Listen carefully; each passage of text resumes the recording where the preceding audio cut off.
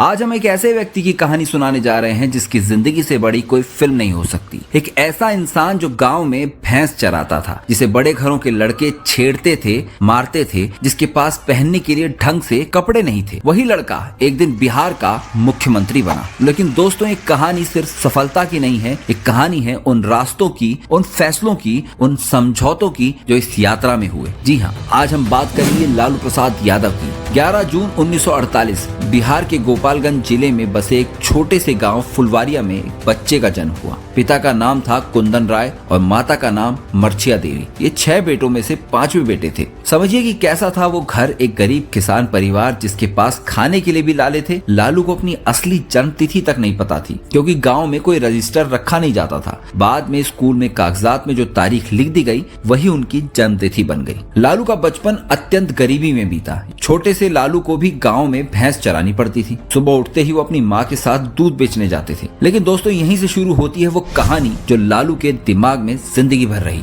उन दिनों बिहार में जातिवाद अपने चरम पर था। लालू को गांव के बड़े घरों के लड़के चिढ़ाते थे, ग्वाला का लड़का, ये सब कहकर मजाक उड़ाते थे। कई बार मारपीट भी होती थी। दोस्तों, ये वो समय था जब एक छोटे बच्चे के दिमाग में ये बात बैठ रही थी कि समाज में इंसान की पहचान उसकी जाति से होती है, उसके काम से नहीं। लालू जब 6 साल के हुए तो उनकी जिंदगी में पहला बड़ा बदलाव आया। उनके मामा यदुनंदन राय पटना के बिहार वेटरनरी कॉलेज में दूध सप्लाई करते थे। वो फुलवारिया गांव आए और छोटे लालू को अपने साथ पटना ले गए। गांव में शिक्षा की कोई सुविधा नहीं थी और मामा को लगा कि अगर इस बच्चे को कुछ बनाना है तो पढ़ाई जरूरी है। वेटरनरी कॉलेज के कैंपस के पास ही मिलर हाई स्कूल था। लालू का दाखिला वहीं करवा दिया गया। लालू अपने बड़े भाई मुकुंद राय के साथ कॉलेज कैंपस में ही एक कमरे में रहने लगे। यदुनंदन राय, उनके मामा ने उनके भाई को भी चपरासी का काम वेटरनरी कॉलेज में दिलवा दिया था। 1965 जब लालू ने अपनी मैट्रिक की परीक्षा पूरी की, उसी साल उसके पिता कुंदन राय की मृत्यु हो गई। ये वो समय था जब लालू सिर्फ 17 साल के थे।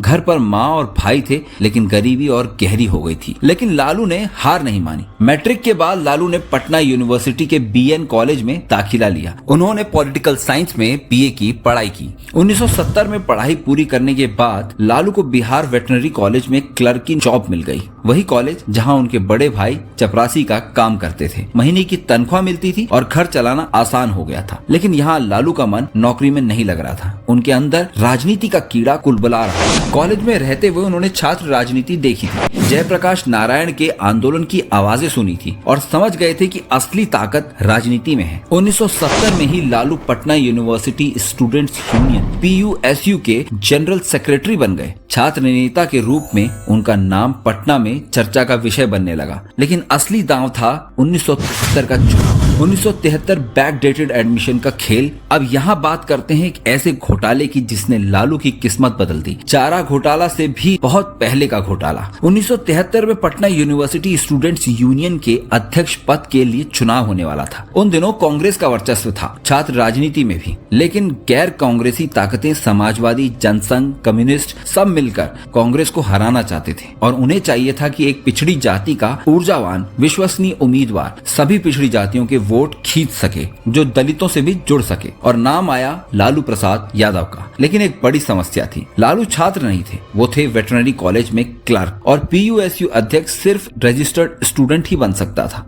यहीं पर आते हैं हरियाणा के नेता देवीलाल। जी हाँ, वही देवीलाल जो बाद में भारत के उप प्रधानमंत्री भी बने। देवीलाल उन दिनों समाजवादी के बड़े नेता थे। कर्पूरी ठाकुर, राम मनोहर लोहिया, जॉर्ज फर्नांडिस, ये सब उनके साथी थे। देवीलाल बिहार की छात्र राजनीति में गहरी रुचि रखते थे, क्योंकि वो जानते थे कि आज का छात्र नेता कल का मुख्यमंत्री बन सकता है। उन्हें चाहिए था एक ऐसा पिछड़ी जाति का नेता जो भविष्य में उनकी समाजवादी राजनीति का चेहरा बने, जो कांग्रेस के सवर्ण वर्चस्व को तोड़ सके। और देवीलाल ने लालू में वो क्षमता देखी। शंकरचरण ठाकुर, जो लालू पर किताब लिख चुके हैं, उनके अनुसार ये सब पहले से प्लान्ड था। गैर कांग्रेसी छात्र संगठनों ने लालू को बुलाया। उन्होंने कहा, लालू तुम PUSU अध्यक्ष के लिए लड़ो, जाति समीकरण तुम्हारे पक्ष में है, कांग्रेस को हराया जा सकता है। लालू राजी हो गए, लेकिन स्टूडेंट रजिस्ट्रेशन की समस्या थी। फिर क्या था, लालू ने वेटरनरी कॉलेज की नौकरी चुपचाप छोड़ दी, पटना लॉ कॉलेज में दाखिला लिया। लेकिन ये दाखिला बैकडेटेड था, यानी कागजों पर ऐसा दिखाया गया कि लालू पहले से ही लॉ कॉलेज के स्टूडेंट हैं। अब ये सब कैसे हुआ? 1970 के दशक में कागजी कार्यवाही इतनी सख्त नहीं थी। कॉलेज के कुछ अधिकारियों क्लर्कों को मैनेज कर लो और बैकडेटेड एडमिशन हो जाता था और राजनीतिक दबाव भी था। समाजवादी नेताओं का प्रभाव था। देवीलाल जैसे बड़े नेता चाहते थे कि लालू जीते, तो एडमिशन रिकॉर्ड्स में हेराफेरी हो गई। लालू ऑफिशियली लॉ स्टूडेंट बन गए और फिर 1973 में PUSU चुनाव हुए। गैर कांग्रेसी गठबंधन ने भारी बहुमत से जीत हासिल की और लालू प्रसाद यादव बने पटना यूनिवर्सिटी स्टूडेंट्स यूनियन के अध्यक्ष। दोस्तों, ये वो टर्निंग पॉइंट था जिसने लालू की जिंदगी बदल दी। 25 साल के लालू, जो कल तक क्लर्क थे, आज पटना की सबसे ताकतवर छात्र संस्था के अध्यक्ष बन चुके थे। और सबसे बड़ी बात, उन्होंने सीख लिया कि राजनीति में जीतने के लिए कभी कभी रूल्स को बेंड करना पड़ता है। यही सबक आगे चलकर उनके पतन का कारण भी बनेगा। ये वो समय था जब बिहार की यूनिवर्सिटी में 3 बड़ी ताकतें थी। अखिल भारतीय विद्यार्थी परिषद ABVP, जनसंघ से जुड़ी, समाजवादी युवजन सभा समाजवादी पार्टी से जुड़ी, AISF कम्युनिस्ट पार्टी से जुड़ी। लालू इसी समय समाजवादी विचारधारा की तरफ झुके, क्योंकि समाजवाद की बात थी सामाजिक न्याय, पिछड़ों का उत्थान, जमींदारी प्रथा का खात्मा। यहीं पर लालू की मुलाकात होती है एक मेडिकल रिप्रेजेंटेटिव से, जिसका नाम था RK राणा। अब ये नाम याद रखिएगा, क्योंकि RK राणा वो व्यक्ति है जो आगे चलकर चारा घोटाले का मास्टरमाइंड बनेगा और लालू की जिंदगी बर्बाद करेगा। एक दिन RK राणा ने लालू को पशुपालन विभाग के 2 अधिकारियों से मिलवाया, डॉक्टर रामराज और डॉक्टर SB सिन्हा, क्षेत्रीय संयुक्त निर्देशक। लालू को इस समय ये नहीं पता था कि यह मुलाकात उनकी जिंदगी की सबसे बड़ी भूल साबित होगी, लेकिन उस वक्त तो सब कुछ सामान्य लग रहा था। 18 मार्च 1974 बिहार का इतिहास बदलने वाला दिन। बिहार आंदोलन की शुरुआत थी। उन दिनों बिहार में कांग्रेस की सरकार थी। मुख्यमंत्री थे अब्दुल गफूर। पूरे बिहार में भ्रष्टाचार चरम पर था। महंगाई, बेरोजगारी, खाद्य पदार्थों की कमी, लोगों का जीना मुश्किल हो गया था। 18 फरवरी 1974 को पटना यूनिवर्सिटी स्टूडेंट्स यूनियन ने एक सम्मेलन बुलाया। पूरे राज्य से छात्र नेता आए। उन्होंने बिहार छात्र संघर्ष समिति BCSS का गठन किया और इसका अध्यक्ष बनाया गया लालू प्रसाद यादव को। 18 मार्च 1974 को छात्रों ने बिहार विधानसभा का घेराव किया, सड़कें बंद कर दी, सरकारी संपत्ति को नुकसान पहुंचाया, पुलिस ने लाठीचार्ज किया। आंदोलन बढ़ता गया। अब छात्रों को एक बड़े नेता की जरूरत थी और तब आगे आए जयप्रकाश नारायण, जिन्हें प्यार से JP कहा जाता था। एक महान समाजवादी नेता, गांधीवादी विचारक, जो स्वतंत्रता संग्राम में जेल जा चुके थे। लालू, जो पहले से ही छात्र आंदोलन के अध्यक्ष थे, अब JP के करीबी बन गए। वो रैलियों में भाग लेते, भाषण देते, गिरफ्तार होते। आंदोलन इतना बड़ा हो गया कि पूरे देश में इसकी गूंज होने लगी। इंदिरा गांधी की सरकार के खिलाफ पूरा विरोध खड़ा हो गया और फिर 25 जून 1975 को इंदिरा गांधी ने देश में इमरजेंसी लगा दी। उसी रात JP, लालू समेत सैकड़ों नेताओं को गिरफ्तार कर लिया गया। लालू को चंडीगढ़ जेल में रखा गया। 27 साल के युवा लालू पहली बार इतने लंबे समय के लिए जेल गए, लेकिन जेल में उन्होंने राजनीति का असली पाठ सीखा। वहां उन्हें समाजवादी नेताओं राजनारायण, कर्पूरी ठाकुर, सत्येंद्र नारायण सिन्हा से मिलने का मौका मिला। 1977 में जब इमरजेंसी हटी तो लालू जेल से बाहर आए, लेकिन अब वो सिर्फ छात्र नेता नहीं थे, अब वो जनता पार्टी के युवा चेहरे थे। 1977 के लोकसभा चुनाव, पूरे देश में इंदिरा गांधी की हार हुई। जनता पार्टी की लहर थी। बिहार में कर्पूरी ठाकुर और सत्येंद्र नारायण सिन्हा ने लालू को छपरा सीट से टिकट दिया और 29 साल की उम्र में लालू प्रसाद यादव लोकसभा के सदस्य बन गए। वो उस समय संसद के सबसे युवा सदस्यों में से एक थे। अब उनकी जिंदगी में एक और बड़ा मोड़ आता है। यहाँ वो विवाह करते हैं। 1 जून 1973 लालू की शादी हो चुकी थी राबड़ी देवी से। एक अरेंज्ड मैरिज हुई। राबड़ी देवी भी एक गरीब परिवार से थी, अनपढ़ थी। उनके 9 बच्चे हुए, 7 बेटियां और 2 बेटे। राजनीति में हर दिन एक जैसा नहीं होता। 1980 में जब फिर से चुनाव हुए, इंदिरा गांधी वापस सत्ता में आई। लालू छपरा से हार गए। 1984 में फिर हार मिली, लेकिन 1985 में बिहार विधानसभा चुनाव में वो विधायक बन गए और कर्पूरी ठाकुर की मृत्यु के बाद लालू विपक्ष के नेता बन गए। अब असली खेल शुरू होता है। अक्टूबर-नवंबर 1989 में बिहार के भागलपुर जिले में भयंकर सांप्रदायिक दंगे हुए। सैकड़ों मुसलमान मारे गए, हजारों घर जलाए गए। कांग्रेस की सरकार इन दंगों को रोक नहीं पाई। मुसलमानों में कांग्रेस के खिलाफ भारी गुस्सा था। वो एक नए नेता की तलाश में थे। 1990 के बिहार विधानसभा चुनाव में जनता दल ने जीत हासिल की। अब सवाल था, मुख्यमंत्री कौन बनेगा? प्रधानमंत्री VP सिंह चाहते थे कि पूर्व मुख्यमंत्री रामसुंदर दास को फिर से मुख्यमंत्री बनाया जाए, लेकिन चंद्रशेखर, जो बाद में प्रधानमंत्री बने, रघुनाथ झा को समर्थन दे रहे थे। दोनों के बीच गतिरोध हो गया। फिर से देवीलाल का मास्टर स्ट्रोक। यहाँ फिर से आते हैं देवीलाल, जो अब उप प्रधानमंत्री थे। देवीलाल को लालू पर 1973 से ही भरोसा था। जब उन्होंने लालू को बैकडेटेड एडमिशन दिलवाकर पीयूएसयू अध्यक्ष बनवाया था, तभी से वो जानते थे कि ये लड़का दूर तक जाएगा। 17 साल बाद वो मौका आ गया था जब देवीलाल अपने दांव को पूरा कर सकते थे। देवीलाल ने वीपी सिंह और चंद्रशेखर दोनों से कहा, राम सुंदर दास पुराने हो गए, रघुनाथ झा में कोई जनाधार नहीं है, हमें एक ऐसा चेहरा चाहिए जो युवा हो, पिछड़ी जाति से हो, मुसलमानों में लोकप्रिय हो रहा हो, कांग्रेस के खिलाफ मजबूत स्टैंड ले सके। और देवीलाल ने एक नाम सुझाया, नाम था लालू प्रसाद यादव। जनता दल के विधायकों ने आंतरिक वोटिंग की और लालू जीत गए। 10 मार्च 1990 को लालू प्रसाद यादव बिहार के 20वें मुख्यमंत्री बने। सोचिए, एक भैंस चराने वाला लड़का जिसे बचपन में ग्वाला का लड़का कहकर मजाक उड़ाया जाता था, वो आज बिहार के 8 करोड़ लोगों का मुख्यमंत्री बन चुका था। लेकिन दोस्तों, यहीं से शुरू हुई वो कहानी। जिस दिन से लालू मुख्यमंत्री बने, उसी दिन से आर.के. राणा और डॉक्टर एस.बी. सिन्हा ने उनसे संपर्क बढ़ा दिया।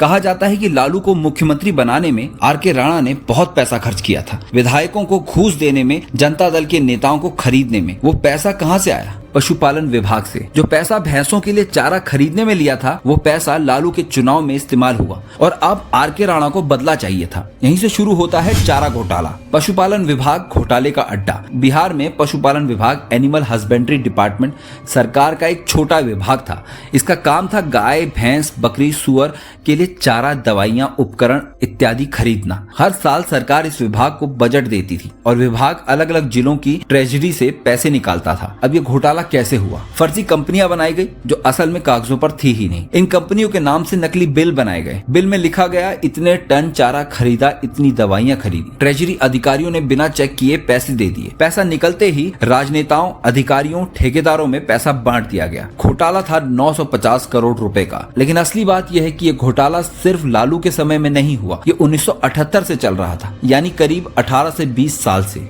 1985 में भारत के सीएजी टी.एन. चतुर्वेदी ने पहली बार नोटिस किया कि बिहार के पशुपालन विभाग की मासिक रिपोर्ट समय पर नहीं आ रही है। उन्होंने 11 फरवरी 1985 को बिहार के मुख्यमंत्री विंध्येश्वरी दुबे को एक चिट्ठी लिखी कि विभाग में गड़बड़ी हो रही है। इस पर भी कोई एक्शन नहीं लिया गया। 1987 में एक एमएलए रमेश्वर पासवान ने फिर से मुख्यमंत्री को चिट्ठी लिखी कि पशुपालन विभाग में घोटाला हो रहा है, फिर भी कुछ नहीं हुआ। 1992 में बिहार पुलिस के एक इंस्पेक्टर विधु भूषण द्विवेदी ने एक रिपोर्ट लिखी जिसमें चारा घोटाले और मुख्यमंत्री स्तर पर शामिल लोगों का जिक्र था, लेकिन द्विवेदी को ट्रांसफर कर दिया गया। अब आर.के. राणा जो मास्टरमाइंड था, यानी रविंद्र कुमार राणा, पहले एक मेडिकल रिप्रेजेंटेटिव था, एमआर। लेकिन 1990 में जब लालू मुख्यमंत्री बने तो आर.के. राणा को पशुपालन विभाग का जनरल सेक्रेटरी बना दिया गया और डॉक्टर रामराज को विभाग का डायरेक्टर बना दिया गया। ये वही डॉक्टर रामराज थे जिनसे आर.के. राणा ने लालू को मिलवाया था। अब आर.के. राणा और डॉक्टर एस.बी. सिन्हा, जो पहले से घोटाले में शामिल थे, इन्होंने मिलकर चारा घोटाले को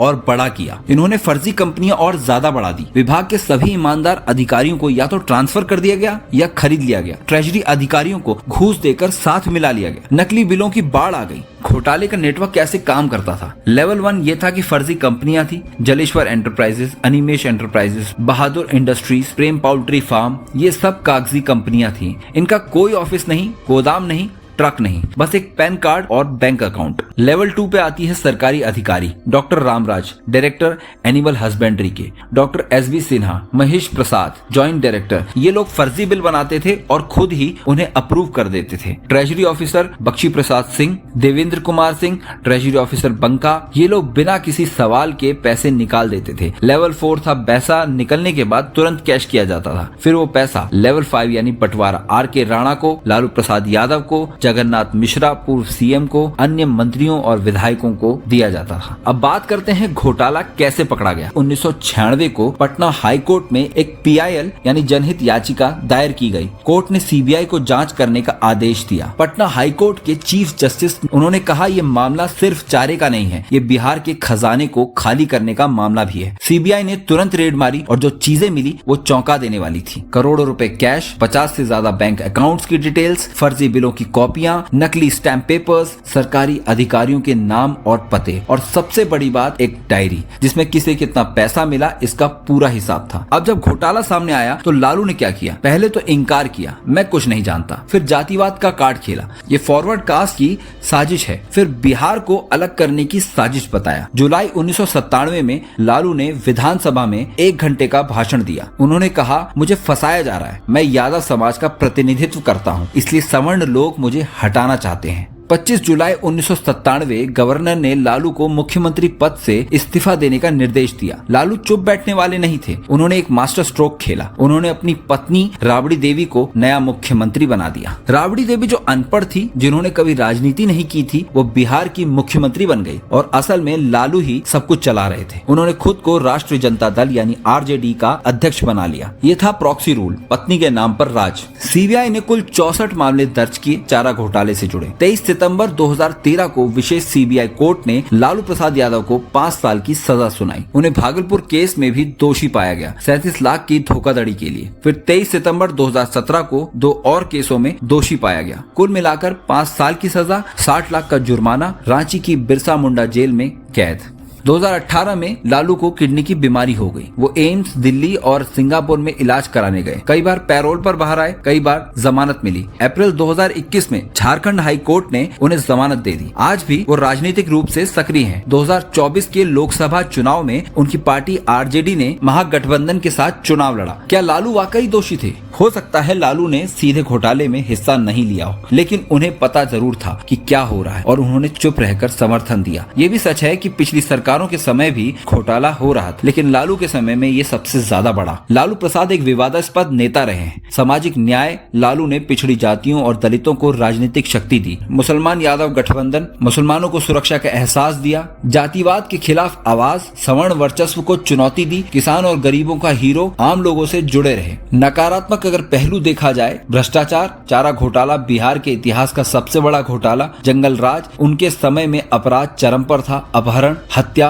लूटपाट। विकास की कमी हुई, बिहार सबसे पिछड़ा राज्य बन गया। जातिवाद को बढ़ावा दिया, समाज में जाति विभाजन गहरा हो गया। पूरे परिवार को राजनीति में लेकर आए। लेकिन सवाल वहीं का वहीं खड़ा है, क्या वो सामाजिक न्याय के योद्धा थे या एक भ्रष्टाचार के प्रतीक? क्या उन्होंने पिछड़ों को सशक्त किया या बिहार को बर्बाद कर दिया? ये सवाल इतिहास तय करेगा, लेकिन एक बात साफ है, लालू प्रसाद यादव भारतीय राजनीति का एक ऐसा चेहरा है जिसे ना भुलाया जा सकता है, ना माफ किया जा सकता है। दोस्तों, एक कहानी हमें 3 बड़े सबक देती है। पहला, गरीबी और जातिवाद का दर्द इंसान को बदल सकता है, बेहतर या बदतर, ये उसके चरित्र पर निर्भर करता है। दूसरा है, राजनीतिक शक्ति एक जिम्मेदारी है, विशेषाधिकार नहीं। जब शक्ति का दुरुपयोग होता है तो पूरा समाज भुगतता है। तीसरा, सामाजिक न्याय और विकास साथ साथ चलने चाहिए। लालू की कहानी अधूरी है, वो आज भी राजनीति में सक्रिय है। कई केस अभी भी पेंडिंग चल रहे हैं, लेकिन एक बात तय है, भैंस चरवाहे से मुख्यमंत्री बनने का सफर हमेशा याद रहेगा, और चारा घोटाला भी। धन्यवाद दोस्तों, अगर आपको ये कहानी पसंद आई हो तो लाइक, शेयर एंड सब्सक्राइब करना मत भूलिएगा। और हाँ, कमेंट सेक्शन में जाकर जरूर बताइएगा कि आपको क्या लगता है, लालू प्रसाद यादव